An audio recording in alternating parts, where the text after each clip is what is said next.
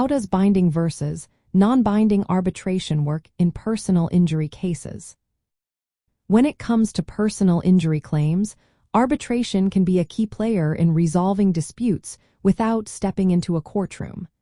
This process involves a neutral third party known as an arbitrator who helps settle the disagreement. There are two main types of arbitration: binding and non-binding. Binding arbitration means that the decision made by the arbitrator is final and legally enforceable. This is similar to a court judgment. Both parties agree ahead of time to accept the arbitrator's ruling. There is no option to appeal or take the case to court afterward. This type of arbitration is often faster and less formal than a trial, making it a popular choice for those looking for a quick resolution. It typically covers both liability, which is about who is at fault, and damages, which is about how much compensation is owed. Everyone involved must abide by the decision. On the other hand, non-binding arbitration is a bit different. Here, the arbitrator reviews the evidence and provides a recommendation, but the parties are not legally required to accept it. If either side is unhappy with the decision, they can reject it and proceed to a lawsuit or another form of dispute resolution.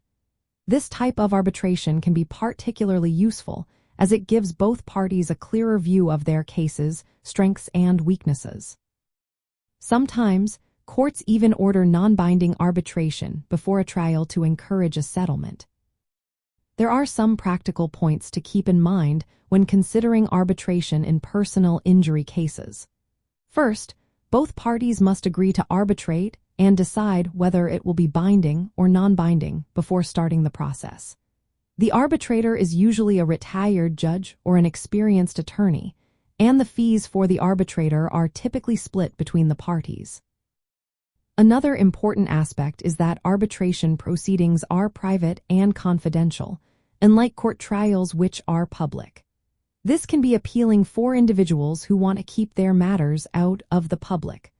Arbitration is often chosen when liability is not disputed, but the parties disagree on the amount of compensation. Non-binding arbitration can give parties a preview of how a court might view their case. This can help them negotiate a settlement without going to trial. However, if the case moves forward to court after non-binding arbitration, it may increase overall costs since parties pay for both arbitration and litigation. In binding arbitration, the right to a jury trial is removed and appeals are limited. This makes it essential for the injured party to consider whether this option is in their best interest. Consulting with a personal injury attorney can provide guidance on which route to take.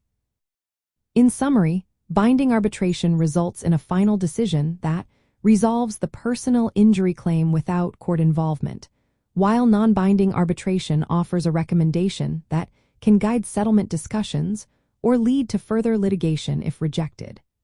Both forms aim to provide a faster, less formal alternative to the traditional court process in personal injury cases.